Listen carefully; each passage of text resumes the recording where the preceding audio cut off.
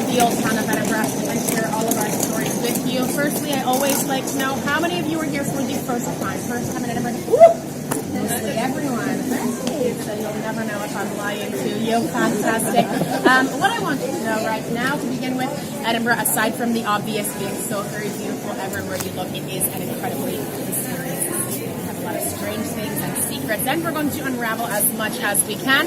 Edinburgh is the birthplace of many things, very famous for many things. And just to get you all started here, I would like for you now to know a few of the things that this city is famous for in its past. Things like grave robbers, body snatchers, public execution, torture, witch hunts.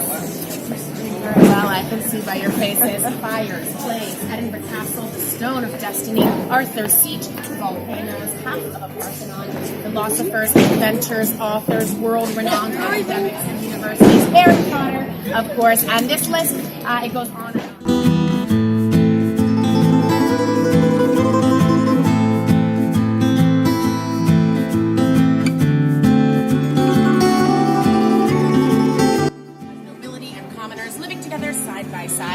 It goes from the Holyrood Palace at the very, very bottom. That is the residence of the royal family whenever they visit, not often, maybe 1 or 2 weeks out of the year. And it goes all the way up, finishing with Edinburgh Castle, the fortress on an extinct volcano. We'll see it later. To the north of the city, we have the water called the Firth of Forth, and to the south of Edinburgh, the Pentland Hills. Now, this city was carved into place throughout millions of years over a series of volcanoes and valleys. That is the reason why you're here. You notice going up, down, everywhere like this. It does not get any better over time for us here. We're going to head there later, but for this moment, something important to begin with. I'm sure many of you know already that Scotland as a nation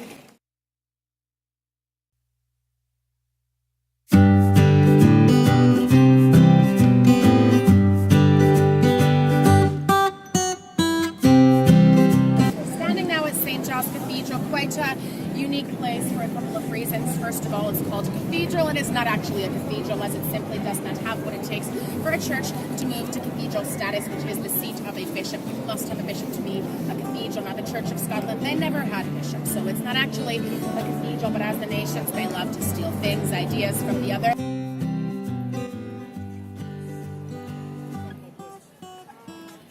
Some of you may know already, may or may not, Edinburgh is very famous for its literature. The names of the stories, the books, the authors that have come from here, attended a university here, been inspired by the city. So many names and stories that in 2004, Edinburgh was named the City of Literature. So since we're here at the Writers' Museum in the City of Literature, you can all guess what's coming now, the most exciting part of your day. Books of literature, not even a fake woo from anybody. My wife was. I have to tell you, I think some of you may truly be a bit surprised by the famous names, stories, books that you know, having no idea. So many are from this city. Now, the list of authors, it goes on and on for the sake of our time that is limited. I'm going to narrow down to a few. I'm going to begin with one name that I absolutely cannot ignore, J.K. Rowling. Did that once, ever again.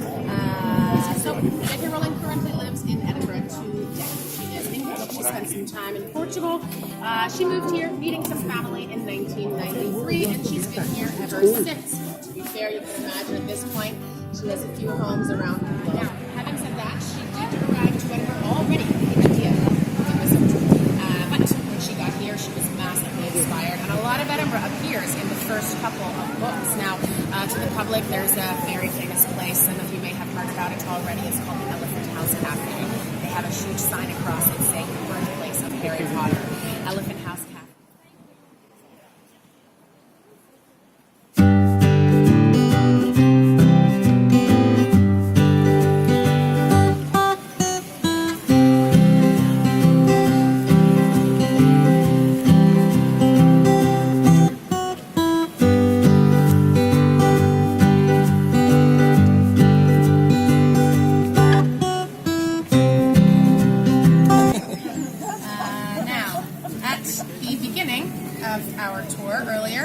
I mentioned the medical school. The medical school at the University of Edinburgh today, absolutely fantastic reputation, one of the best in the world. It's always had a very good reputation, and the reason behind that being when the medical school was established at the University of here centuries ago at that time, It was actually a very new thing to be studying anatomy and physiology in the classroom with cadavers. So they were finally bringing the dead bodies into the class with the students there and present. Also at that same time, this is when it's decided that when the execution's over, that body very quickly after is going to be delivered to the medical school, laid out on the dissection table, and the professors and students can gather at dissecting, seeing how everything is working in the human body. So with executions so common, they're getting a massive amount of bodies, more than any other city. And from these bodies, of course, they are making big discoveries, numerous things over any other city. They get this great reputation. They're the best, they're number one. And all of a sudden, people are coming from all over the place for the opportunity to study medicine in this city.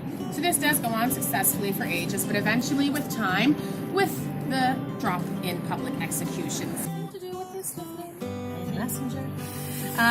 In Greyfriars, sometimes people ask us, why are there not so many tombstones side by side, right? There's not so many tombstones, so you think there's not so many people buried here. It's the opposite of how it appears to you. There are about 430 visible tombstones to you. Any tombstone that you can see, you can assume it just belongs to the very wealthy people.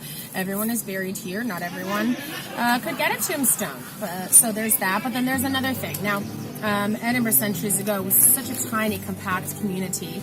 And this looks like a dangerous spot for me to stand, doesn't it? So there were more cemeteries, but eventually they need that space to build something else. And before they built something, they'd remove as many as possible from the other cemeteries, and they'd bring them all here to Greyfriars. So many, too many that they brought. They had to start actually pushing down and then burying one on top of the next, like this. So today this place is actually called the Edinburgh Lasagna. Layers. Again, I didn't make that up, so I don't want to see on TripAdvisor, Paula said people were buried like lasagna. It wasn't nice. So I just like to tell you because, well, it's quite funny. But also, because we notice on the tours, whenever we get to a graveyard, this tour, the dark side tour, anytime, we really notice some people just kind of watching when we're walking, not wanting to walk in certain places, go to wherever anyone is trying to avoid is pretty impossible, especially in this very graveyard. Now, before we leave the graveyard, I do want to talk about Edinburgh Castle. Now, that's not something we can go into on our tour. There's an entrance fee, so of course we can't include that for you on this one, but I do want to talk about it. And actually, before I talk about the castle itself, first we have to go back and say something way before a castle stood there. And it's going to sound strange, but believe it or not, there was a moment in time when Scotland actually had a lovely, warm, and tropical climate. 320 million years ago, this landmass that we are standing on was sitting on the equator. It was literally a jungle of volcanoes. Eventually, these volcanoes cool down, they solidify to form tough rocks. The Earth's crust starts to move, and ever since that moment, we have slowly been inching north. So in Edinburgh today, we're actually standing in that was in the corner of every household. And all day long, every day, everywhere, those chamber pots were simply emptied out onto the streets of Edinburgh. It was filthy. Hold on to that, we're going to come back to it. The next thing. Edinburgh today, as far as capital cities go, pretty small in comparison to other capitals. Centuries ago, it was tiny. The original size of this village was about 1 mile in length, the length of the Royal Mile, and something like a quarter of a mile in width. With this size, this means that they will always have problems with overcrowding. That would really peak and become critical, demanding some immediate changes in the mid-17th century when there was a moment that the population was pushing something like 35,000. And that's just the Royal Mile area. The living conditions were terrible. There was no space. Families were crammed in with multiple other families. Finally, the city says we need more housing, more space for the people. But before they had the means to expand the city outward, as in the money to flatten the land and build, they had no other option but to extend their city outward. What I mean by that is instead of building at 2 to 3 stories, they had to build as high as they possibly could, floor on top of floor on top of floor.